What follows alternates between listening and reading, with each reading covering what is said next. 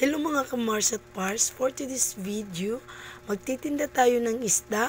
Ang tinda ko ngayon, meron tayong yellowfin, meron tayong lapu-lapu, meron tayong pampano, meron tayong maya-maya, meron tayong gulyasan, meron tayong tanigi.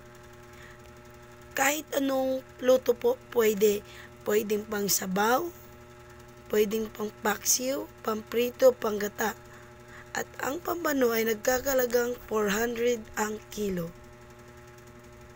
Dito lang po sa Langaray Market, Caloocan City, ang aking pwesto.